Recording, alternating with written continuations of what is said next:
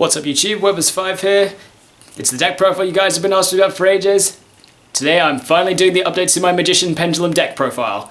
Before I get into the profile, I just want to do a couple of quick shoutouts. First up, shoutouts quick to ExtremeYugioh for sending me his deck list to give me an idea of how I'm going to play my deck. And also a massive shout out to my friend Martin for helping me test through tweaks and figuring out the way that I did want to build my deck. ExtremeYugioh, thank you so much for all your help. I did take your suggestions, but naturally I am going to play it my own way, but it was a massive help, so thank you very much for that. On that note, let's get into the profile. Okay, so starting the profile off, I'm playing 3 copies of Chronograph Sorcerer and the 1 Time Gazer, just the standard startup for an Electromite play. Chronograph also naturally combos off in lots of other ways to drop additional monsters from hand for setup, or just use them as a scale for summoning Time Gazer. Time Gazer I also find is quite useful at my locals against some duelists who actually main traps in their build. Magician 84! Sorry guys, feeling a bit iffy. Yeah, so yeah, that's the main startup, so no reason not to play it, so I'm playing it. Next up, we got Triple Harmonizing Magician, because this is essentially like the best magician in the deck. Sets up your extra deck combos. Tuner, it's a level 4, so you can use it for synchro. So it's got synchro plays, easy XEs. Really great. I was actually surprised when the last ban list that Harmonizing didn't get touched. I'm pretty sure OCG's hit this to 1, I think, or it might be banned. But yeah, really hoping Harmonizing doesn't get hit yet. Next,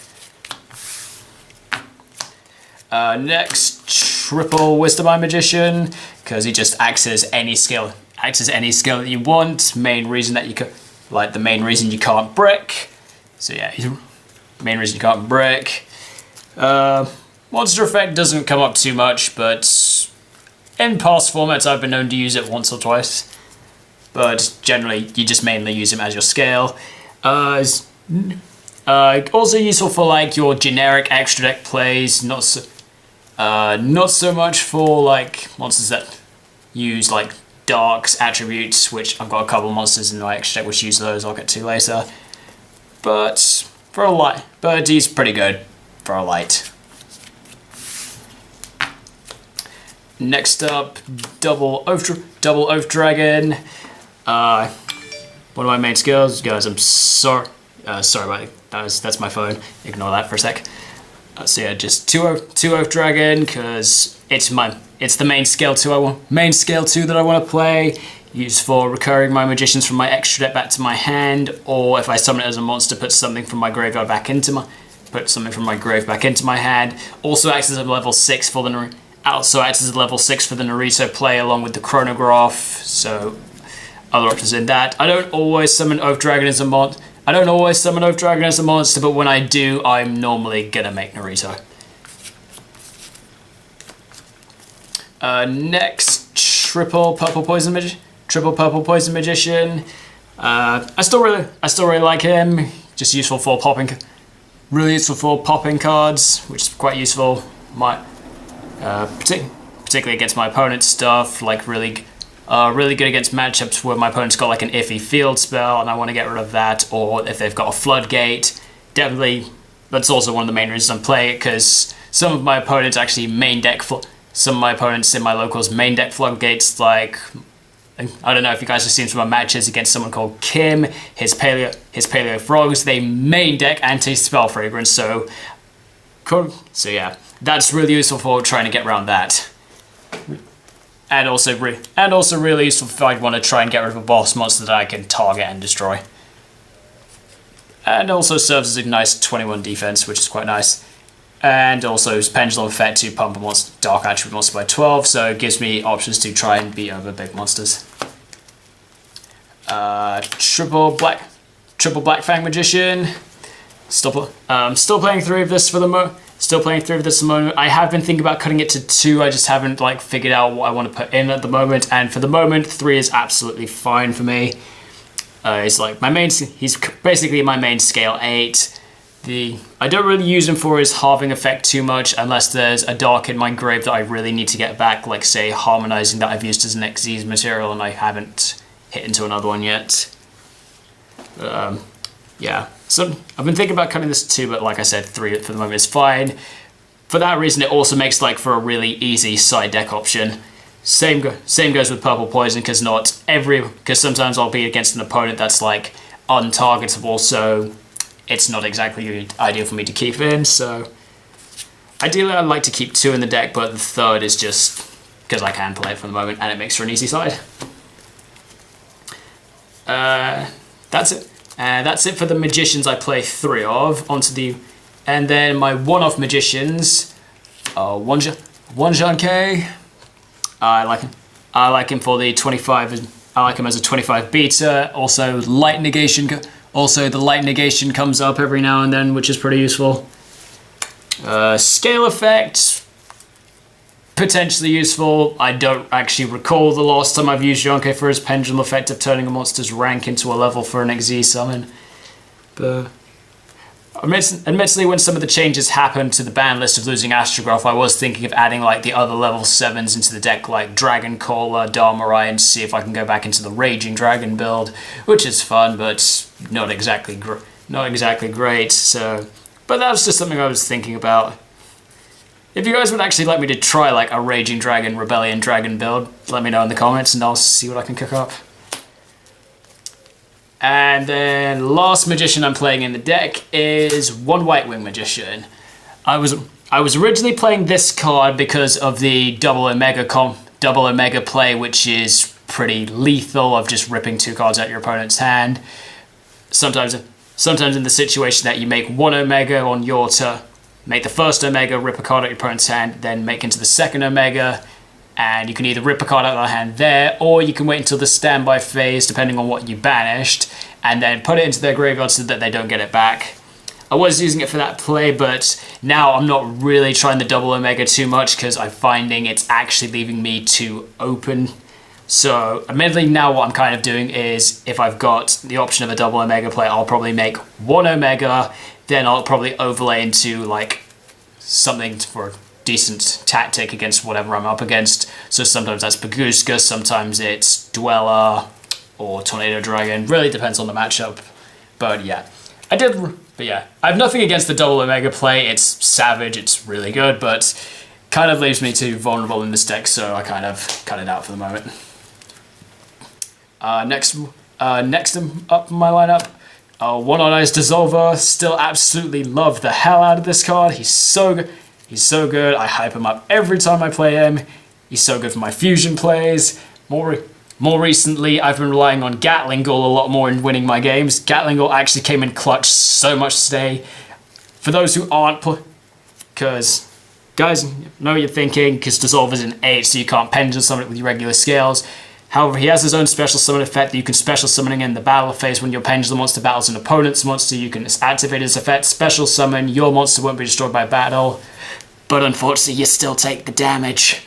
But if it's in your own battle phase, you've put a 2k body on the field, or if you're defending, you've got a 2/6 defense, which is pretty good. He's also a Dark Spellcaster, so he synergizes with most of the deck. And well, he's an Odd Eyes, so he meets the Vortex requirement. He's essentially the reason I'm not playing Absolute in my build, because I don't really feel the need to, because I'm playing Dissolver, so I can fusion summon it properly, which is a lot easier and better. And also, again, he makes up the Gatling Gull play, which is really useful for stealing games. And next in my lineup is triple Dark Worm and 1 copy of Gate Zero. 1 copy of Gate Zero. I am so happy this card got a secret rare reprint, because I didn't like playing commons in my main deck. That was just the only card in my main deck that was not rarity, that was not foiled out, and I was kind of really annoyed, but I needed to play Dark Worm because he's really useful for setting up. And so was really happy when he got a secret rare reprint. Seriously guys, how nice does that look in secret rare? And then yeah, just one Gate Zero. Was thinking about playing 2, but space issues, so I kind of cut it back to 1. Also, I stopped playing Allure of Darkness, so it wasn't too essential for me to have something in my hand that I could banish easily. Furthermore, and also since I don't do the absolute dragon play, I don't really need too many level 7s in my build. I don't really need too many 7s in my build. But, yeah, and Clearwing and Darkwing also naturally comes in handy if I've got Supreme King Clearwing in my graveyard. If I can get 2 of these on the field, I can activate Clearwing's effect, tribute them off, and then bring it back, which is pretty useful. That's a fun play to do with Clearwing. I could think of other more fun plays to do with Clearwing, but we don't have Crystal Needle Fiber yet. Next in my lineup, it's the Mythical Beast engine, so I'm running 3 Master Cerberus and also double Jackal King. Feeling like this is probably the ideal ratio for those who want to use a Mythical Beast engine, because Master Cerberus is your main search, and then 2 Jackal King. Like, if you want to play a 3rd Jackal King, go ahead. He's really useful as a monster effect negate, but it can clog a little bit. Ideally, you kind of want to see these when you're setting up, when you don't have scales. Mid to late game, this is kind of dead, but Jackal King can still be useful. Sometimes when I'm going into matches, games 2 or 3, this can be really... I'm finding Master Cerberus can actually be really useful in a grind game situation. Because if I could just get Master Cerberus on board and then just use his effect to banish something, I could just hit for massive damage, which is pretty good. And if I've got 4 or more spell counters on the board, he can't be destroyed by card effects, which is quite useful. So yeah, I'm still absolutely loving the Master Cerberus at the moment, so I'm just going to keep him around for a bit longer. That's it for all the pendulums that I'm playing. And then the last monster in my lineup, as a suggestion from my friend Martin, I'm playing 3 copies of Fairy Tale Luna. So when Luna's normal summon, she gets to add any spellcaster with 1850 attack. So basically, when you summon it, you get to add another one, which is useful, that you can then pendulum summon later to abuse Luna's secondary effect, which is during either player's turn, you can target a monster your opponent controls, and then return them. And then it acts like a Magic Spectre Unicorn Kirin that you get to return both the monsters to the hand.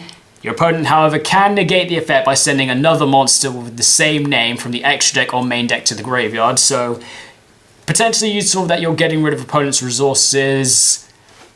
I'm finding this is actually really, but my main purpose of it is really, really good against limited monsters. This card was so, during my matches today, this card was absolutely so clutch when I was playing against Aaron and his Burning Abyss. The moment he dropped the Beatrice, I was just like, yeah, effect Luna, bounce your monster, you can't stop us through Luna's effect because your monster's at 1. Yeah, that was pretty useful. So yeah, I'm really liking Luna as just as a general disruption, and because Joker got banned, this now gives me a nice little use of my normal summon, so I can just summon Luna, effect to search another one, and then if my opponent's got like an annoying floodgate monster on the field, I can just do Luna's effect, attempt to get rid of both, and then it can either resolve through or my opponent's going to negate it, but still, yeah, Luna was really good today, and I'm really happy Martin suggested I play this, so thank you very much, man. That's it for the monsters I'm playing, and then onto the spells, playing 1 Foolish Burial and 1 Dragon Shrine for the Dark Worm play. A couple of guys I've been talking to, including ExtremeYugioh, suggested I try using 3 Dragon Shrine, which I understand the purpose of it, to try and get the Dark Worm in the grave quickly.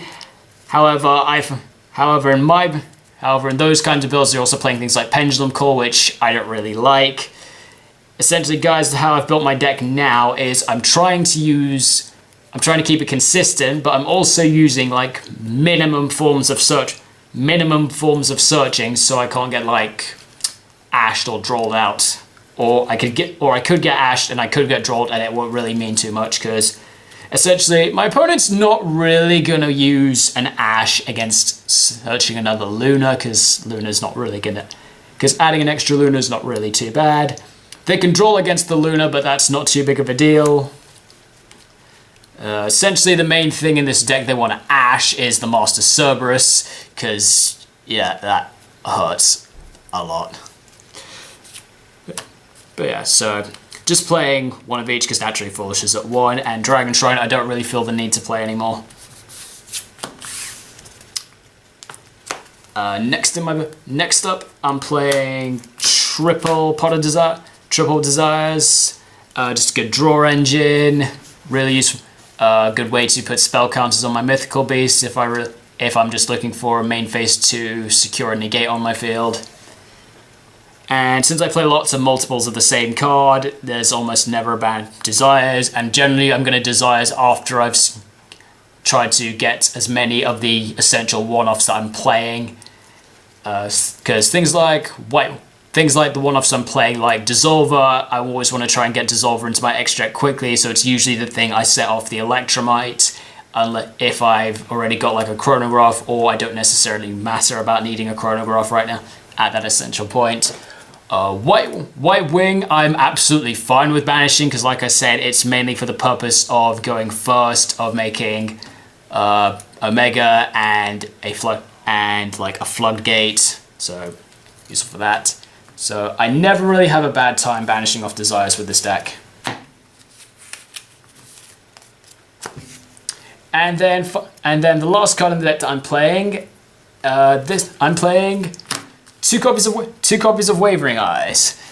My main purpose for this is it's like optional search power, but I'm primarily using it from the new tournament regulations of time limits, so it just gives me a nice little burn option. Simultaneously, if it's in my opponent's turn and I've got, say, Purple Poison in my scale, I can go Wavering Eyes, pop the Purple Poison, burn 500. If I pop something else, potentially get a search if I feel like it, and then Purple Poison will get his effect to pop something else, which is pretty good.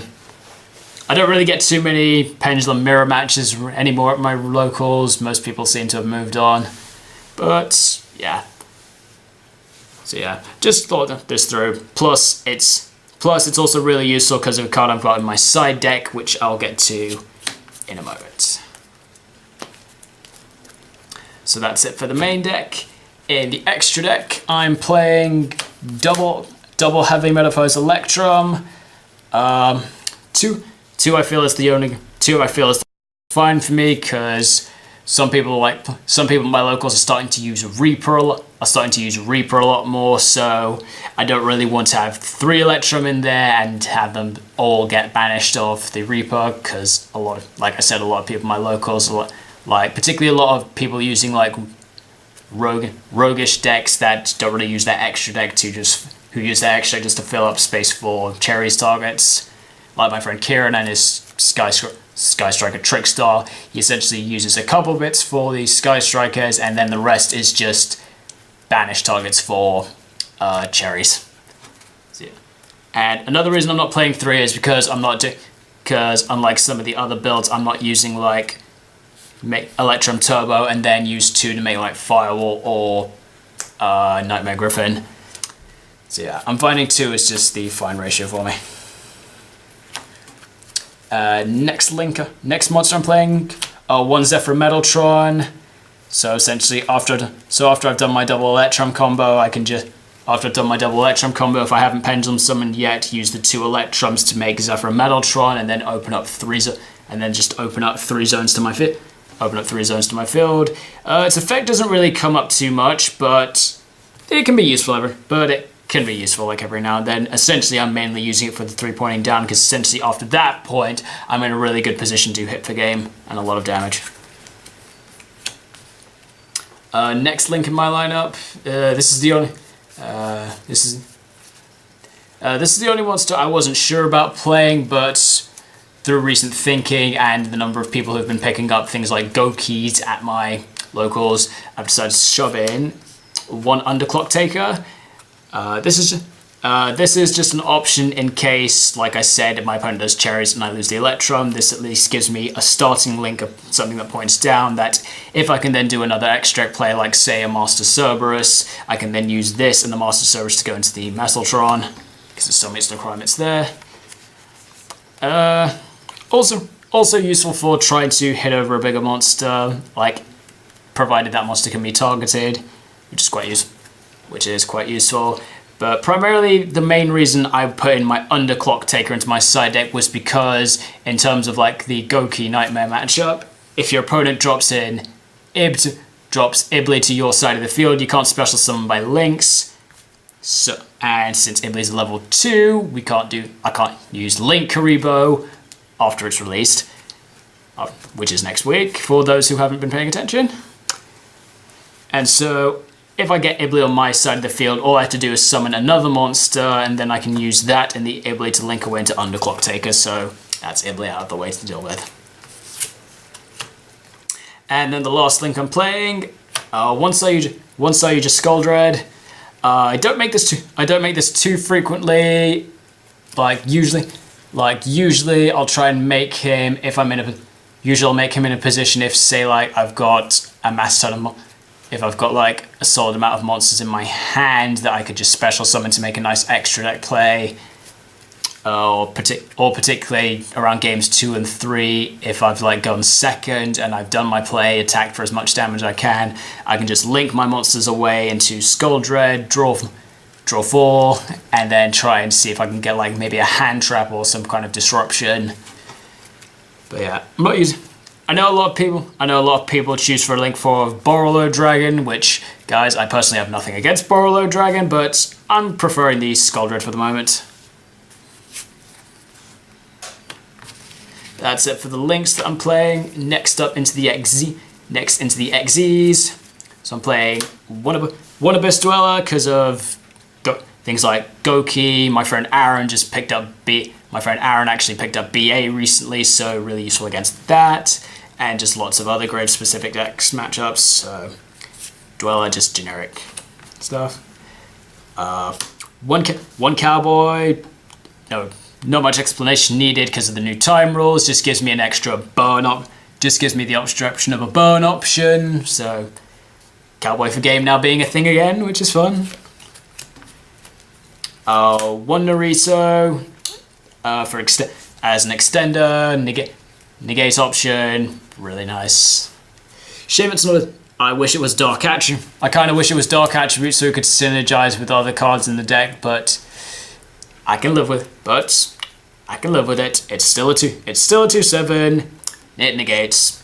No issues.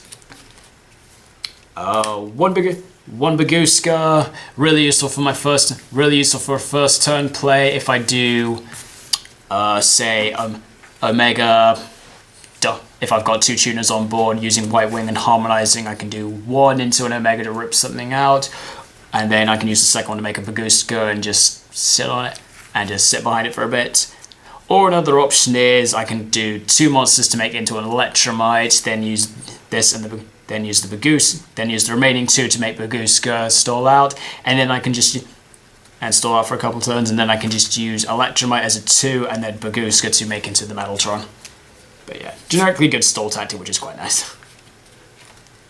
Last XZs in my lineup, 1 Tornado Dragon, just generic outs to back row, really good against players who play lots of back row at my locals. Dark Magician 84. But yeah, also comes up in other useful situations, like sometimes when I'm playing casually. Sometimes if I'm playing casually and my opponent's got an iffy monster on the field that's attacking into something, and say I've scaled like Purple Poison, I can go Effective Tornado, detach, target Purple Poison, pop, and then Purple Poison gets to pop something else. Synchro lineup I'm playing. So I'm playing one Ignista, non-targeting removal, sets off Poison's effect, sets off Black Fang's effect. Really, just great generic removal of great generic non-targeting removal. I haven't really used this too frequently because I've got lots of other options of what I can do. It's just nice to have the non-targeting. It's nice to just have it as the non-targeting removal, should I ever need it. One Omega, first turn hand rip, recur banish stuff, which is pretty useful. Don't really need to explain Omega too much. Lost Synchro I'm playing, one Supreme Green Dragon Clearwing, just love it. Because why do I need to play Raigeki when I can just Synchro into Clearwing and nuke my opponent's field? And because I've also got the Dark Worms naturally, I've got its secondary Grave effect to bring it back, which is really nice. This will be a lot better when we get Crystal Needle Fiber, because with Needle Fiber I can banish the Needle Fiber special summon level 4 Synchro Tuner like Crystal Quandax, and then use Quandax's effect to Synchro during my opponent's turn, and then you Synchro into the Clearwing at the opportune moment and just nuke your opponent's board, and by that point you've basically just got game. That's going to be very fun when we get Needle Fiber. And then Fusion lineup, I'm running one Odd Eyes Vortex Dragon, no explanation really needed, negates so much stuff, bounce, 3k defense. And then finally the last card of my extra deck. This card was pretty much one of my MVPs today. He put in so much effort, the number of burns he did me. Yeah, one perform power Gatling Ghoul, upon summon, burn for 200 multiplied by the number of cards on the field. Then you can choose a monster your opponent controls, destroy it, and burns in seconds damage, provided you summon it using a Pendulum monster. All the requirements in my deck to summon this deck involve Pendulum monster. Well, the main reason I can summon this card is using a Pendulum monster's effect that lets me fusion summon, so I can always have the option of that second effect, provided my opponent's got a face-up monster on the field. And can I just recommend, for those who have not thought about playing Dissolver, I would highly recommend it, because this is a nice burn option which is really useful, particularly under the new time rules. But it's not essential, but it does give a nice burn option. It's 2/9 on the field, so it's pretty useful. And then finally, just for the side deck I was playing today. Guys, this is just how I chose my side deck based off my locals. I don't really specify it too much to the meta, because I don't really get too many meta-relevant decks at my locals. I don't really play too many competitive tournaments, but it's how I play it for my locals. So my side deck consists of three Ash Blossoms, just because generic out to most decks. 3 copies of my Ghost Ogres.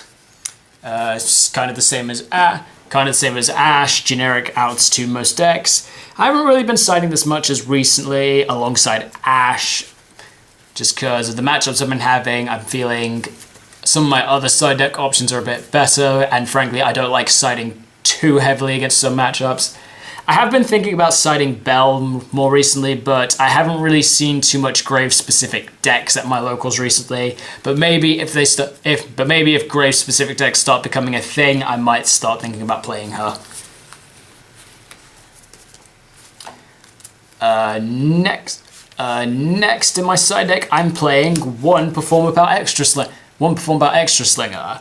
So you guys saw that in my main deck, I'm playing 2 copies of Wavering Eyes. That's one of the reasons for it. So I can use Wavering Eyes as a 1 burn option. Then if I need to do a bit more damage, I can search Extra Slinger, activate it in my scale, provided I can give up my Pendulum Summon, I can just blast my opponent for 300 points of damage multiplied by the number of cards face up in my extra deck. This was kind of one of the cards I was hoping to see in my final round match, which is kind of the monster I wanted to set off the Electromite, but then my opponent had to be a massive pain in A, and activate Called by the Grave, banishing the first Electromite to negate the effects of the second one. Called by the Grave is such an actually decent card.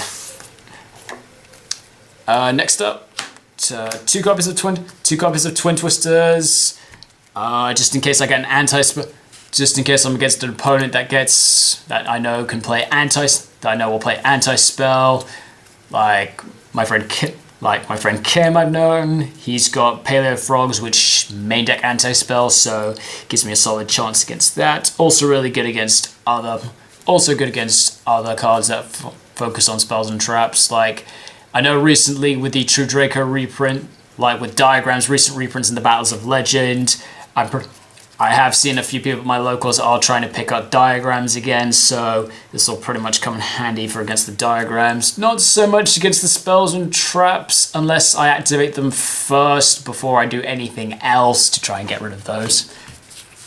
But yeah, just nice generic outs to stuff. Next to my side, 3 red reboots. Just so good against trap heavy decks, particularly my friend William's Lair of Darkness. This just gives me the solid chance to try and hit for game without worrying about him interfering. It's really good against Altergeist, which has been semi-relevant at my locals. Also good against Dark Magician 84 and his usage of traps that irritate me to no end. Like, I'm not overly fond of the pay half your life points from the new time rules, but it's still one of the best outs to traps that I've got. I could play Denko, but this is a bit better. And then last card in my side deck, 3 evenly matched, because this can essentially turn a bad situation into a great one. I did also see that amazing play from the recent YCS of somebody who played 2 of these at once after the first one got negated through an Invoke Macabre. Props to that guy. So yeah, evenly matched is just really good at this format. So, and just a really good out to your opponent's field. Really good card for go. Definitely a brilliant card for choosing to go. Really good card if you're planning to side it in, particularly like against a link specific deck like Goki's. So really good for going second. If your opponent's like about to set up like that extra link, you can just go battle phase, end of battle phase, evenly matched, and then just make your opponent get rid of their stuff until they've got one.